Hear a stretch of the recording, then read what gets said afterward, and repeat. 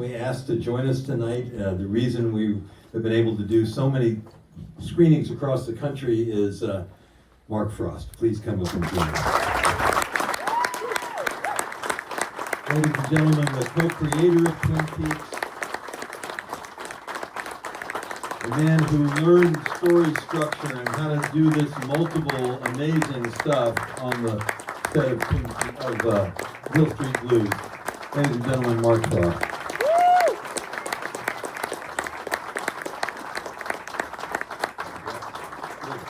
Please, Hi, everybody.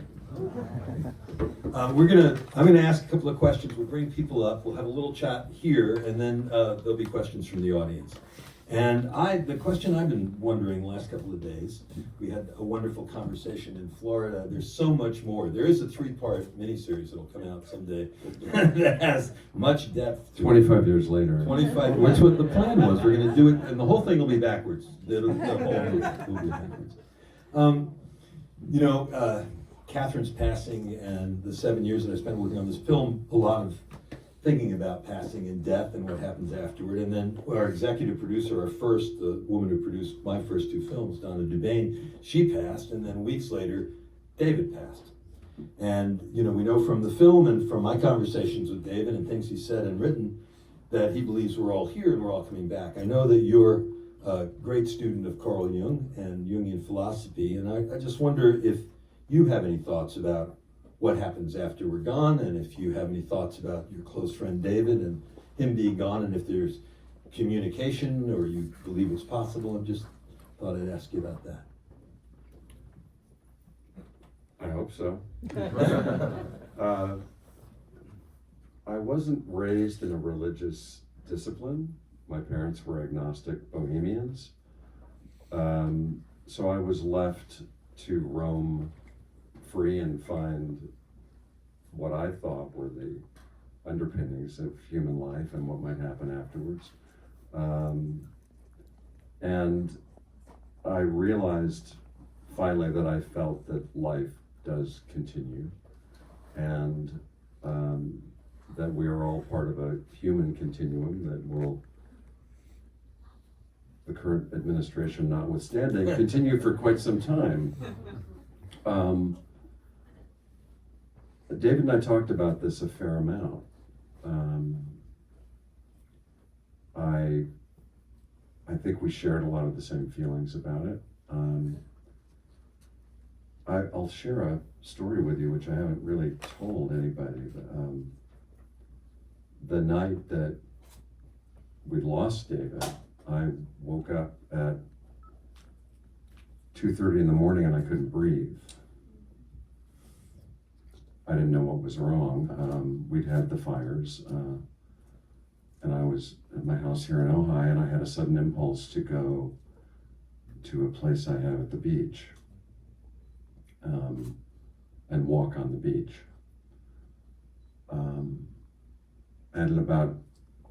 And I'm out there alone, like a lunatic, at 3 o'clock in the morning, walking back and forth across the beach, and finally at about 4, the feeling subsided, and I went inside and I fell asleep on the sofa, and I woke up to my friend Harley Payton, who was one of the writers on the show, saying, "David's gone." I spoke later that day to Sabrina. I spoke to Kyle. I spoke to Michael Horse. And we all spent the whole day thinking and talking about David. I don't know if that has anything to do at all with anything, but it was somehow not surprising to me. I feel and have felt with people that I'm close to often that they're not gone. I can have dialogues with them. You carry them inside. It's deeper than memory. It's a part of who you are. And so, knowing Catherine and watching her go through this experience and as Sabrina was saying, we didn't know. We were in Washington filming. We didn't know that we found out, as you depicted so well, very near the end. And David put a lot of work into making those 2 days that we had with her happen. And I remember being on the set that morning. My family was with me. My son, who was then, I don't know, 13, had come up to shoot a small scene in the movie to Washington. My wife was with us. And we had brought David that morning. We'd found a giant donut. A cronut, actually, to be technically accurate. And Travis said, I want to give that to David. And so he presented it to him on the set, and we all had a little piece of the cronut together, and everybody kind of gathered around. And as I remember, Sabrina, I think we were outside. You remember better than I do. We were shooting somewhere near downtown. The exact location I don't quite remember, but I remember about an hour later, David coming up to me and taking me aside and saying, Catherine's gone.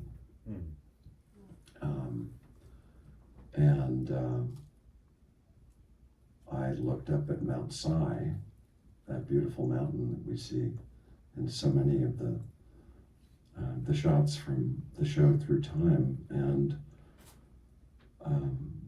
I just started to weep. And then the news spread around the crew, and we all knew it was coming. We knew it was kind of a miracle that she had made it to that point and was able to answer the bell and died with her boots on. And anybody who's been in show business, as I have my entire life and raised in a show business family, that's what you do. And it felt like that was how she wanted to go. And we did what we could do, and we tried in the writing we did know that she was ill, and we wanted to make that a part of what that storyline was going to be. It hit us all really hard that day. Well, thank you for making the movie. It's brought it all back, and it's quite powerful. I'm pretty stunned by it. Thank you for this. I want to make sure we all get up here. So Sabrina, would you join us? Would you come up and join us? Ladies and gentlemen, an extraordinary individual. I said this to her in the lobby, and I started to cry after I said it. And it's the third time I'm saying it. But I think that I just thank Sabrina for what she's done for David, because I think after Catherine, this was the person who made so many things possible. Sabrina Sutherland.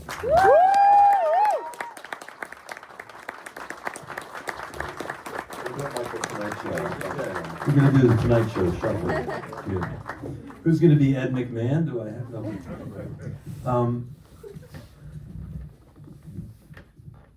What is life like for you? What is the future? There are so many thousands and millions of fans of both of your work and of Twin Peaks and all the other stuff. What's going to happen? What can we expect? Are we going to be able to see more? Is there material we don't know about? Where are we going? And do you know? Do you know? All right, season 4. We haven't seen each other in a while, so we haven't really had a chance to talk about it. But... Well, go ahead. We'll wait. No, I don't know how to answer that question, I'll quite honestly say. Well, I mean, there's nothing in that we didn't use already. I know. And we felt like, I think we both felt, we finished telling the story the last time. There may be ways to fill out the universe, which is something I've always enjoyed doing, but it's almost too soon to talk about it, if you don't mind. But, No, I understand. And I'm more thinking about just sort of David's legacy, and I know that you're one of the trustees, or the trustee, I don't know what that is. I am This is the trustee. What does that mean? What will happen? Will we, I understand there's a museum going into Europe, there's an archive happening. Can you tell us a little bit, and if you can't, I'll change the question. Well, no, but this has been in the works for a while. Two things. One is that we've been preparing his archive over the last year and a half, maybe 2 years. Christine McKenna and I have been working on that, and so we are going to have that with an institution of some sort. I'm not sure where yet. So there's that, and then there's a museum, a Twin Peaks museum, that's in Poland. Yeah. That is being built, and a David Lynch kind of museum along with that. And they are the ones who bought most of the props and sets and costumes and things like that. So they have the actual artifacts there, and hopefully that'll be, I don't know when that opens, but I know that at the end of this year, and I think you're invited, by the way, in November, it's the Camera Image Festival, the cinematography festival. It's a pretty big one. Where is that? In Poland, in Torun. And they're the ones who are opening this museum as well. And that festival, they're having a David Lynch, kind of, not memorial, but tribute. And so that may start the museum. I don't know if it's gonna open then, or they're just gonna announce it. Maybe I shouldn't have said anything. Don't know, You know. no repeating. No repeating. And will you stay on as the trustee for a good while? Is that your plan? Do you have plan on doing other things? Well, I mean, I'm the trustee until. It's an maybe. ongoing- It's an estate, yeah, so Yeah. I have to handle that, and David gave me very specific things to do, and that's what I'm doing, so. Wonderful, wonderful. All right, let me bring up someone else here that we would not be here without this person who was very skeptical of this project when I first came to her. Donna Devane introduced me to Jenny Sullivan, and she wasn't sure it was the right time, and it took us a long time, so I think it's now the right time. Will you come up and join us, Jenny Sullivan, please?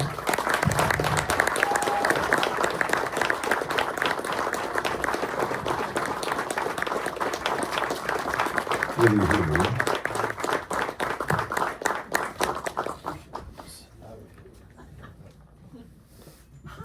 Hi, Jenny. Jenny Sullivan, by the way, is an accomplished actress and theater director, and her father was the wonderful actor Barry Sullivan. We got a lot of microphones here. All right, there? Yeah, any place you can sit right next to mine.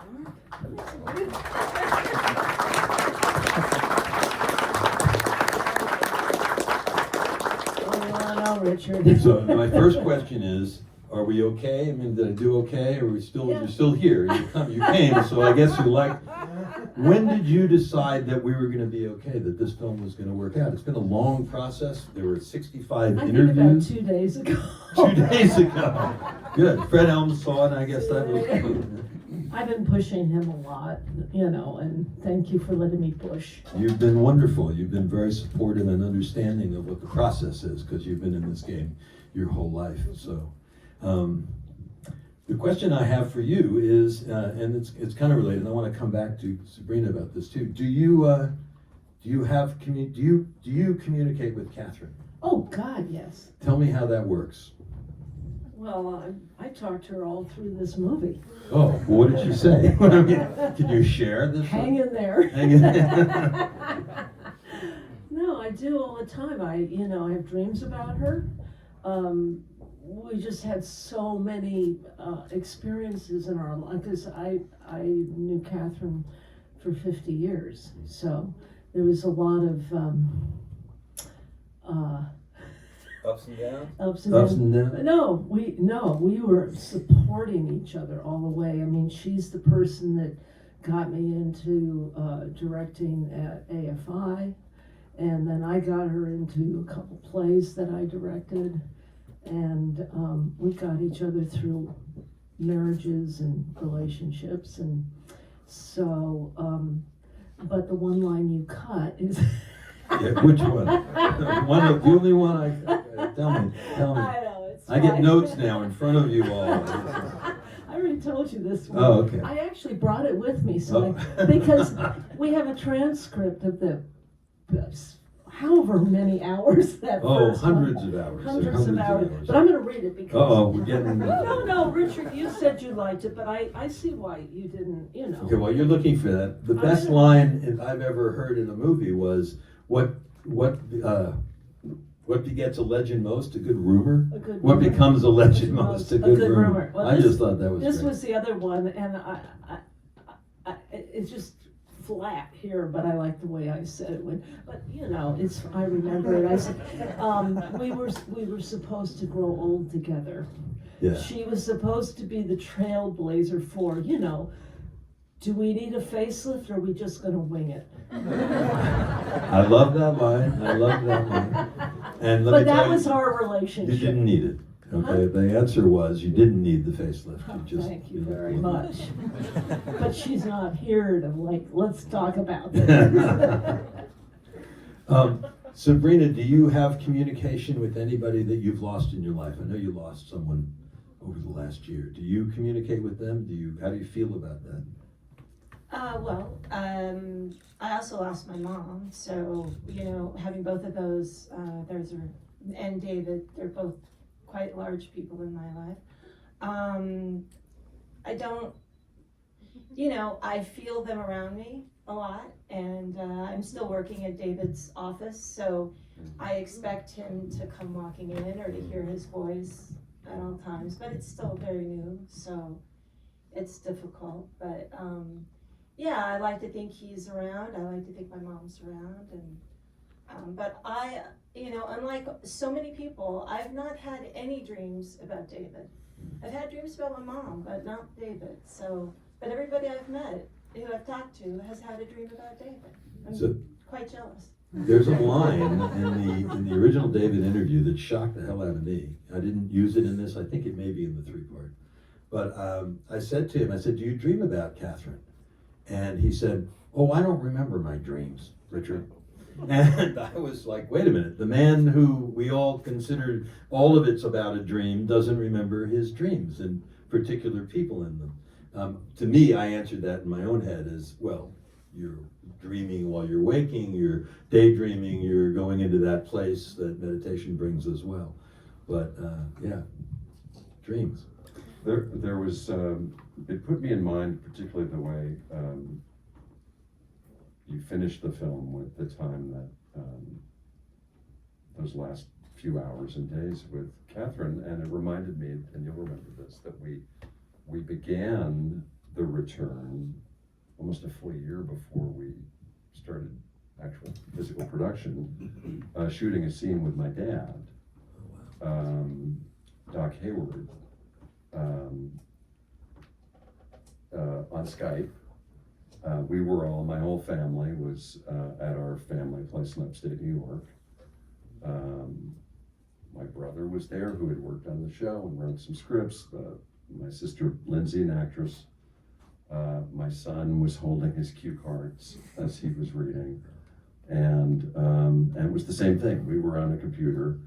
David was there, and I can remember him just saying, "No, Warren, no, not say this." It was like, and he was being a trooper, and it was, and we'd written a lovely scene, knowing that he probably wouldn't make it to the finish line. We lost him in 2017, and that was the last scene he ever shot. Oh, wow. And it was the first scene that we did, so it was in a funny way a kind of bookend to Catherine.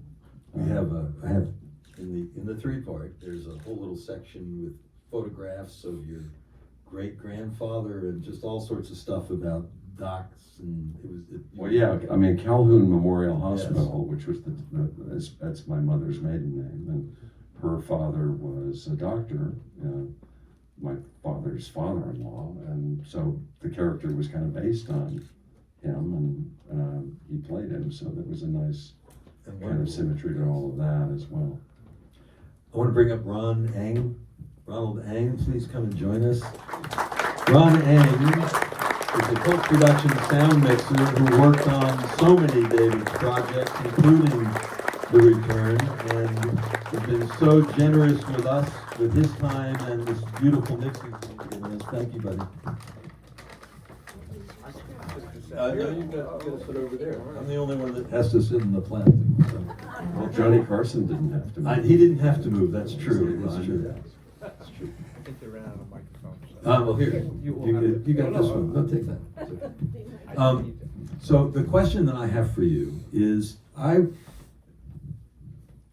worked with David, we did 3 projects together. I was very little involved other than setting up, I don't know, Jack, but then I did Mulholland Drive, which was just a day on the set. And David used to watch me years and years ago, 45, 50 years ago, do improvised verse. So we had this collaborative relationship, and the energy that he gave me on the set of Mulholland Drive is what I felt I was able to give him back when we did this interview. It was an hour and a half. It was just so intimate, and it's so much fun, and there's so much more there than in this film. But we weren't working with him every day. We weren't writing with him all the time. We weren't close friends or buddies. We were people who recognized each other. We kept running into each other in various places over the years, and strange places. You got to work with him every day for long periods of time with minute little changes in sound. So would you talk to us a little bit about David, and about, if you have stories about David's reaction to Catherine and the shooting and the sound and how that all worked, just on that day-to-day kind of intimate level? Well, I have a million stories about David because I spent a lot of time with him. Just in certain, it would go 5 years or something like that, and then we'd spend, and that's the way it is in my business in post-production sound. You see people, you pass them in your life, and then all of a sudden you're working together like for months at a time, every day, and then you don't see him for a while. But that was my relationship with David. Oh, sorry. You gotta tell the sound mixer to Yeah. put the microphone closer to it. And the only thing I can remember, because I never met Catherine, I'm sorry to say, because it sounds like she was a wonderful person to know, but I just remember there was one time, I think it probably was when we were doing one of Catherine's scenes, and I could just tell that he was pretty broken up, that she was no longer with us. Because by the time I got to see the scene with Catherine, she had already passed. Right, we didn't start mixing until a year later. Yeah, a year later. So, so that's all I can really say about that. I can say, I can tell you my favorite David Lynch story is, or one of my favorite ones is when we were doing Mulholland Drive. A good friend of mine actually got me the job. Was a production coordinator, and when we started the final mix, Mulholland Drive was supposed to be 14 reels long, right? Which is how long in time? It's like almost 3 hours, and so so it's broken up into 14 pieces, and we started working, I think it was right after the holiday, January 1st, and we started working. We had like 2 weeks to do 14 reels, and so we started working, and at the end of basically near the end of the 2 weeks, Spike was her name. It was a funny name for a girl, but she comes walking in just to check up on us because it's getting close to the end of the mix, and she goes, "So how's it going?" And David goes, "Great, we just finished reel 1." and of course you can see Spike's face. She's like pale white, and David just said, "I don't care. We're gonna, we're gonna keep going. I don't care how long it takes. I'm gonna pay Ron out of my own pocket." And we mixed for 3-4 months, something like that. And like you say, it was like, you felt like you were dubbing the film a frame at a time, because it was that much detail. And we had the same amount of time on the return too, which was great. When they first came to me and said, "Oh, we're going to, Sabrina, I think, told me, it was like, it's going to be 9 episodes, right? It's going to be 9 episodes and maybe 10 or 11. And I was working on another show, and then I kind of rushed on, and you're getting ready to mix, and she goes, "Oh, by the way, it's 18. I want to bring up someone else, but do you have any questions for each other before I bring up David Israel? Nothing we want to talk about. I completely understand. I've asked a very good friend of mine, David Israel, to come. David Israel, we met him when we crowdfunded this 7 years ago. He just jumped in and, took a big position with us and donated all this time, because David does the Twin Peaks tour up in Snoqualmie and North Bend. And we met just briefly when he came down to Los Angeles just after we raised this money. And then about 4 or 5 months ago, I guess September, we went up to North Bend. I wanted Alex to be able to see the original site. And David, we let David know we were coming, and he gave us a tour. And I recommend this for you, Mark, and you kind of know the locations. And Sabrina, you know the locations. You all know. The tour is wonderful because you get into a black Suburban that looks like an FBI car with David Israel, who you meet in a minute, dressed kind of Cooper-like but self-effacing, and you drive to these locations with a great sound system, and driving into Renette's Bridge with Angelo Badalamenti's music playing in this sound system, and it's just a wonderful experience. And I asked David if he would come and sit in with us and talk a little bit about the fans of Log Lady and Twin Peaks. So come on up here and join us, David. And while you're coming up, I have a special thing I want to do. Where are you? There you are. Come on up. Is it possible for a moment to get the house lights, just for a moment? A little bit of the house lights. Come on up and stand. David Israel, please.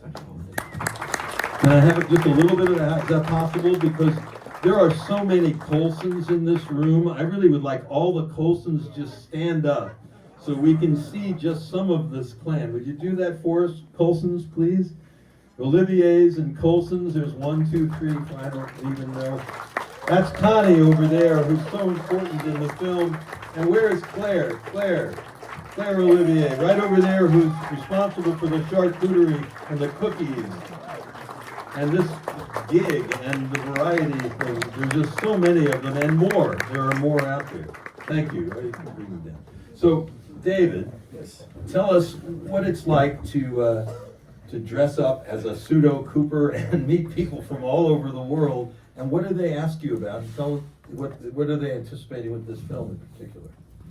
Everybody's been massively sad about this film for years, obviously. Getting to do what I do is such a huge honor, and thank you, both Sabrina and Mr. Frost. Without them, I wouldn't be who I am today, but the fact that I get to meet so many just amazing people from all over the world, literally worldwide, pretty much every single day. Massive Twin Peaks fans, massive David Lynch fans, massive Mark Frost fans. It's really something else, and every day is like a new day for me. It's never the same. Every tour is a new tour, and it's Well, you grew up there and found these. This wasn't your business, right? No, I was 16 when the show first aired, and I fell in love with it like everyone else. And for me, all the locations, as I'm sure a lot of these people, were kind of like their own characters, so I wanted to know where everything was. Get on that mic. But of course, there was no internet back then. So every couple of weekends or so, myself or me and some friends from high school would just drive up there and drive around all day looking for filming locations. So after roughly 4 years of doing that, that's how I ended up finding everything. And then about 9 years ago, I had some friends in town from Germany. One day they didn't have any plans. And I said, well, hey, I'm gonna go to Snoqualmie Falls. It's absolutely beautiful. Mentioned that's where they filmed Twin Peaks. And they freaked out and said, oh, we love Twin Peaks. So I said, great, I know the spots. I'll show you guys around. On the way back, my friend's wife says, that was amazing, you should do this as a business. No one else was doing it, I still can't believe it. But yeah, that's how the whole thing got started. And it's a dream come true. Dream come true. All right, I'd like to open this up for questions. If anybody has a question, we got lots of mics up here. Here we go. Take this mic first. I'll take David's. We'll pass it. Go ahead. Hi everybody, thanks. I wanted to ask Jenny if there was anything that you felt like Catherine would have wanted to say to us as the audience, or anything you felt like she might have wanted portrayed to us. Great question. Yeah, that's a really good question. she cared about her audiences so much. And this, as a theater actress, as the log lady, in everything that she did, that she really wanted you to follow your dreams and embrace life the way she did. Love that. Can I ask one more Yeah, go question? So this is to maybe more so Mark and Sabrina, but whoever. I'm really interested and in love with the Log Lady intros, and I know those came after. I've only seen Twin Peaks with the Log Lady intros, so to me they're so crazy and they kind of predict what's going on. I didn't know if you wanted to say anything about writing those statements and how they informed the story. Yeah, I mean, we were all heartbroken, obviously, when the series was canceled the first time. The first syndication that picked up the show was Bravo, and it was David's idea to do these little intros with Catherine for every episode. And so he shot them, I think, over 2 or 3 days. Yeah. And he and she worked on it together, and that's where they all came from. I don't know that they're widely available. Are they on any of our extras? They are on the extras. On the big set? Yeah, I think starting with the missing pieces, we were able to get them. And So if you're looking for them, that's where you can find them. Oh, we have them. Oh, you have There you go. We got have it. We got it. There'll be a quiz on this later. Like I could probably. Next question, anybody? There's a gentleman. All right. By the way, ladies and gentlemen, the gentleman in the blue sweater, this is David Berger. This is a man who restored this theater started restoring it 4 years ago. His generosity to bring us here is extraordinary, and he's a fan of, his first film was Mulholland Drive in this theater since he took it over. But he's also a major fan of Sabrina and of Mark Frost, who lives here in OI. So thank you, David. Thank you. What's your question? Hi, thank you so much for making this film. It's very beautiful. I personally have also lost somebody in my life to cancer, my oldest sister. One of my favorite Log Lady lines is, of course, from the introductions, which is, "One day the sadness will end." And has that been informing your grief, not only with Catherine, but also so recently losing David himself? Has that line kind of been ringing in your mind lately, as it has been with mine? You're asking all of us? Because Yeah. we all probably have. Yeah. It does with me. This film has changed my life for sure. Just hanging out with so many intelligent people who cared so much about this inspiring woman. Been an extraordinary experience, just understanding my own life and death and passing. So yeah, that line comes up, that the sadness will end. But to be honest with you, I decided, when I was in Cannes, I said this recently in an article, when I was in Cannes for the 2001 Cannes Film Festival that Mulholland Drive played at, I came separately because I had 2 films in the marketplace, and my band, I had a 14-piece band that opened the market. It was fabulous Cannes Film Festival for me, right? And then I ran into David the next day, and he invited me to come, and everybody of that entourage was doing TM. And to be honest with you, I was kind of like, this is a little weird. That's a little culty. I don't know. But after I did the interview, sitting with David for an hour and a half and hearing the story about Catherine and, the red fish and all of it, I decided that I wanted to try practicing TM because I thought it would help me understand David and Catherine. I was also going through my own personal life transitions, and I thought it would be useful for me. And I have to tell you, that's another aspect that's completely transformed, not completely, but massively transformed my life in coupling sort of the introspection and the calmness that TM brings to me, at least, about each moment in the day and just sort of how I'm in it and I'm in a larger cycle.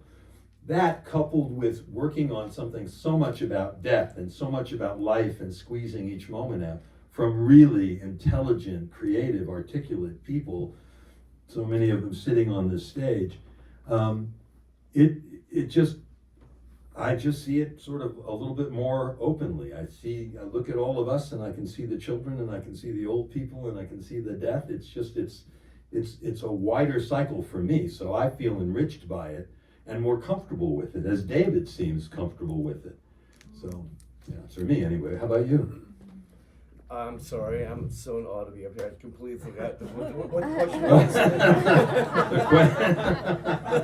Just being Well, honest. let me answer for you. Yes, please. Please. Nobody gets out of here alive. And when you get to a certain age, that's part of the deal. It's baked in, and you start to lose people, and sometimes they're really important people, and it really, really hurts. I lost my mom in 2022. We had always been meaning to do genealogy together, but she was back east, and it was COVID, and she was in a nursing home, and I couldn't get back to see her. So we started talking about it over the phone, and when she passed, I started undertaking our family genealogy. And when you start to see a line of human beings that, in my case, go back to the 13th century, Wow. you realize this is how it works. There are waves of people who come, and there are waves of people who go, and we are part of it. And there may be such things as genetic memory. There may be things like karma that come into play. There may be family traditions and lineages that linger, and you're part of it. And you see all those people lined up 2 by 2 down through the begatting and the begatting. And you go, okay, well, that's where I'm going to be someday. And hopefully it's going to continue past me in the same way. And there's a comfort in that, I find. And we're all going to have to work with that when we get there. And Catherine was exceptionally brave. And let's hope we can all find that kind of bravery when the moment comes. Thank you. Thank you for that question. And then I've got one for Sabrina. Hi, it was a great documentary. I loved it. Thank you. My question is the original log anywhere? Is it saved? I can answer. Jenny wants to answer. Jenny has the actual I can dope on speak it. to the log. The log has been on many journeys since. The log was in, well, Catherine always used like to say it was in, cold storage and all that. So it was in her basement. It was in Chris Moore's basement. No, No? this is before. Oh, before that, Before, sorry. show's over, the log's there, and then all this, we're gonna film, we gotta get the log, I think ended up in the closet, and then the log came out, for filming. And, and it really is quite wonderful to hold it. It really, it has all the feeling that you think it should have. Well, when I came up to Ashland to shoot, Jenny was of course there, and we did an evening with Timmy and a couple of the people that were there, Jenny, Annie Annie, and Chris. and Chris was there, and it was shot by the same crew that you saw talking about shooting Catherine's scene. And at one point, Jenny brought out the box that had the log, and they unwrapped it. And honestly, I didn't want to touch it. I just thought, if David finds out that we unwrapped the log, I don't want him pissed at me. So we're filming this, and I'm standing over in the corner for fear. And then you packed it up and drove it down to LA. Yeah, I drove it to LA because I know David wanted to make a 3D of it. Well, he wanted to make a mold originally, right? Originally it was going to be a physical mold. Anyhow, and then somewhere in the middle of that, the fabulous young man that Zoe had just started seeing when Catherine was dying, and they got married. And so Zoe said, I'd really like to have the vlog at my wedding. So I said, okay, here we go. Now I had driven it down, and it was always like I spent the night in a hotel. I took it out of the car, it came into the room with me. And then I got the log, and then I think there is a one-woman show called The Travel Log here, but I got the log, and Catherine never wanted to check it in baggage. So I thought, oh, I gotta carry this log on the plane. Are they going to let me carry the log? So I had the log all wrapped up. I had pictures of Catherine holding the log. I think I had a TV guide. I mean, I just had proof of, this is okay. And they didn't even think twice about it. But Rick Baker, who was also a good friend of Catherine's, was He's a on the creature same. maker. Yeah, was on the plane, and he was so excited. When everybody wanted to hold the log, and we went to the wedding, and the log sat underneath my seat, and then after the wedding, it sat in front of the bride and groom. It was so sweet. It was really, really sweet how Zoe embraced. I mean, what it was Zoe really embraced it. It was such a push-pull whole thing for her. And so the log went to the wedding, and then I said, here, take the log, be careful with it. And then David wanted it again to get another copy.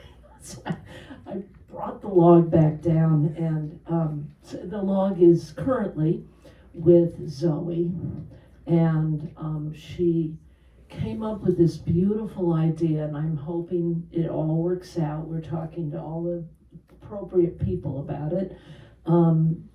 She lives in Portland, and there's the World Forestry Museum there. And she's been very upset about all the cuts to the federal workers and stuff. And she wanted to do something for this museum.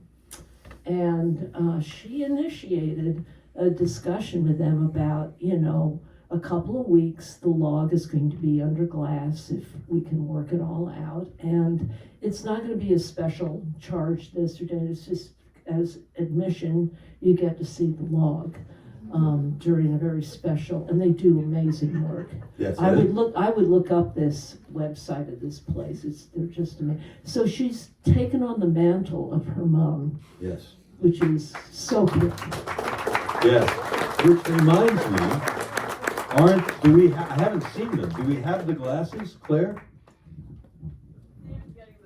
David's getting them. So, ladies and gentlemen, the other day, for me, I got 4 people sitting in a balcony behind me telling me that it's going to be okay and I should just sort of ride this river that's starting to flow. And that's Catherine and Donna and David and another friend of ours, Cab, that just passed away.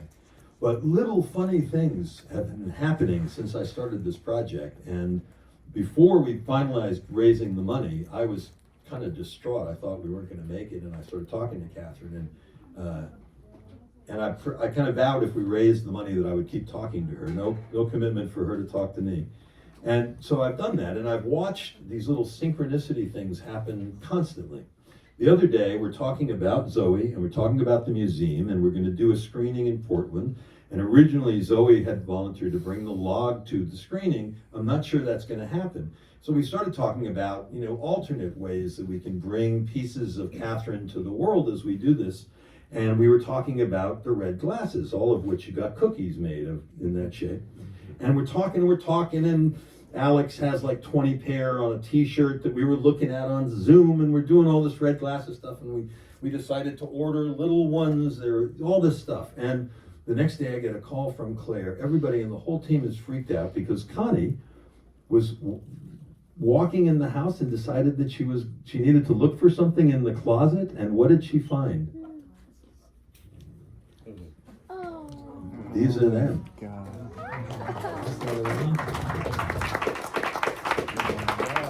The actual Catherine glasses. So as we travel around the country, maybe they'll let me take it someplace, I'm not sure. What time, do we have a couple more time for a couple more questions? Yes, David? Okay, go. Got a microphone for this man, come on. First of all, I want to say thank you. This was extremely moving and profound. I hate it when people say something's a question, but it's a statement, but that's kind of what I'm going to do. Okay. It seems interesting that we're still so human-centric in our narrative. And the word shaman was thrown out with the log. And I think that maybe my question is, it seems to me that David and Catherine were very in touch with the animistic nature of the log as a totem, that's one word, and that in Twin Peaks Place, non-humans aren't necessarily the biggest characters. Our humans aren't necessarily the biggest characters in Twin Peaks. The mountains and the trees and the waterfall and the non-human and the place, for me at least, are more equally profound and powerful. And so I think it's interesting, and also when we think about trees, we're talking about grief and and death and rebirth, and that's what trees and logs are doing in that place constantly. I mean, William Blake said, I said to the worm, thou art my mother and my sister. And I feel like we're skirting around the power of the log as an animistic, shamanic thing. And I also don't love the idea of it under glass, but whatever. Okay, well. I mean, you're talking about the sacredness of carrying this log around, but then we keep talking about people and not logs and trees and the shamanistic tradition. So that's my question. How do you think, I'd like to hear anyone respond to that. Well, I'd like to hear Mark Frost respond to it and phrasing it maybe, or looking at it from this point of view. I like the idea of talking about the animistic aspect of the log and trees and water. And could you address that? But could you also address maybe the differences or the similarities in the way you and David conceived of those things when collaborating on the scripts? I think David and I both agreed that the world that we inhabit is a living being, and that everything in it is connected, and that we have lost touch with an ancient knowledge that said there are spirits that inhabit every plant, every blade of grass, every tree, every rock, every wisp of cloud, every ocean, every pond. And that was something we all felt when we were on location in Washington. I can remember sitting with Michael Horse, who's not a particularly religious person, but we were shooting out, it was where we were doing that bit out by the river to the east of town, remember? It was a beautiful location. And Michael said, this is where the magic is. I can feel it. And he was pointing to these low ferns and the kind of soft grasses that underlie the bottom of a canopy, like in an old rainforest. And so, of course, everything is alive and everything is connected. And if we're going to go on wantingly destroying the natural world that gave birth to us, we're not going to be here very long. So I take your point, and I think we all have to be our own shamans if we can manage that in our life, and we've got to find a way to, as Joni Mitchell said, get back to the garden. Mm-hmm. Another question? Go ahead. So I wanted to ask Mark, in The Secret History, you describe kind of a stage in which these two opposing forces kind of exert their will on the planet. And I think first, I do have a question after this, but I think, just keeping it to the entertainment industry and movies and writing, you look at the world around us and you look at where the money's going, and it's disappointing to say the least. And so I just wanted to say, thank you guys for pushing the work that you did so that it's there for us forever.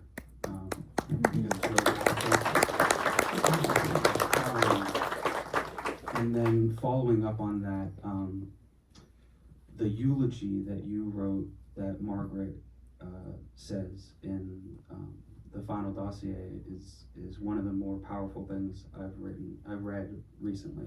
And I was just wondering if you could speak on that process about writing, maybe since this event is about Catherine, if you could talk a little bit about the Margaret backstory and just that process of writing those tidbits. I'll go back and for 1 second, because I'd worked on a documentary when I was first starting in the business about the poet Robert Bly. And one of the things he said to me really has stuck with me all my life. And I said, what do you hope will happen to your work in the years ahead? He said, a poem is a light that you leave by the side of the road. And I thought, if there's a way that you can do that with the kind of work that I hope to be a part of someday, that's how I would like it to be viewed. If you can leave something behind you that speaks to people, this is why David and I were the same way.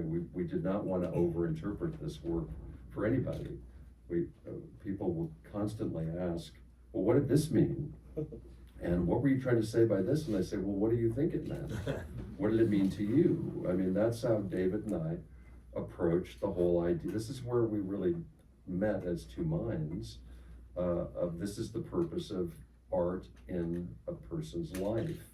It asks you to ask yourself to look inside and say, what is this telling me about life and myself that resonates in me? And that's where you get the dichotomy of show and business getting in the way if it just becomes about the business. And sadly, this is an arrow that tips both directions. Right now we're tipped pretty hard toward business. And that's not good for anybody. You need art in your life. You need to speak to your own spirit through the medium of artistic work. And that's been as old as time. It started with shamans recreating the hunt around the fire. It went to the Greeks, telling the stories of the gods and the humans in those amphitheater in Hellenistic Greece. And it's come all the way to us and the theater work that we do now. If anybody went to see Hamilton in the first 6 months of its run, you went, my God, I feel alive again, because this is a new way of looking at the world. That's what we want our work to do. And I always tell anybody who wants to do this for a living, okay, well, what do you want to work on? You want to work on the show or you want to work on the business? To get to work on the show, you got to do some of the business, but you got to find the balance. And I hope that answers your question. I have a question for Sabrina.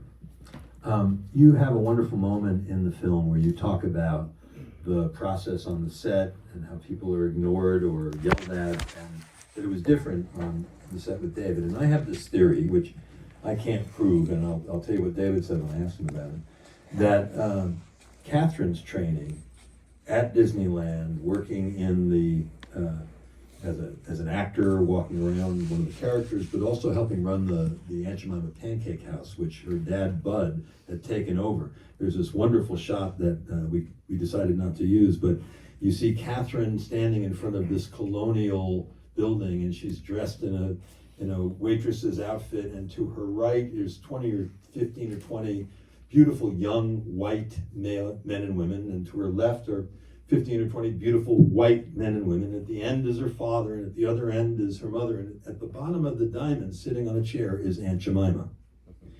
And I believe, I mean, it's an aspect of Disneyland that was, a little different in terms of racial equality years and years ago. But I've always felt that experience, that hospitality experience, and the experience of being a character, I've done a lot of environmental theater in my time, and interacting with people directly, you really have to get into the character and find a way of interpreting everyday life through that character.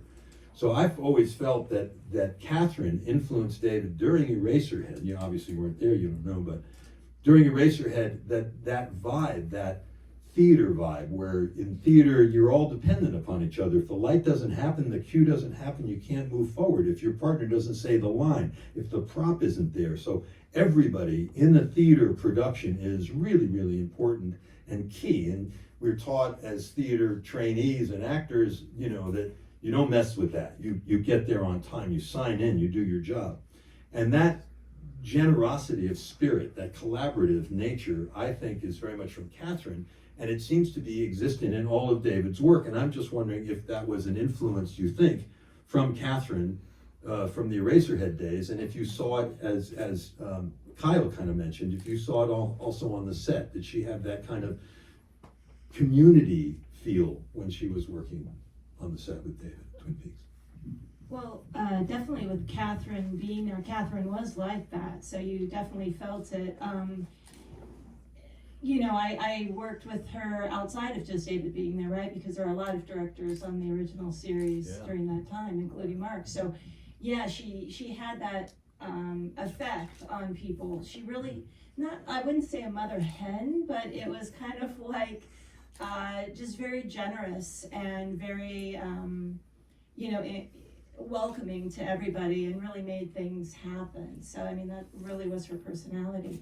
And I do feel, I don't know if it is because of Catherine, but I know that David's work on Eraserhead really is something, or was something, that he always wanted to go to. So even on this last Twin Peaks, he wanted a small crew. He loved that real kind of family feeling. That's why he was so, he knew people's names, and he wanted to work like that. And if that came from Catherine, that's wonderful.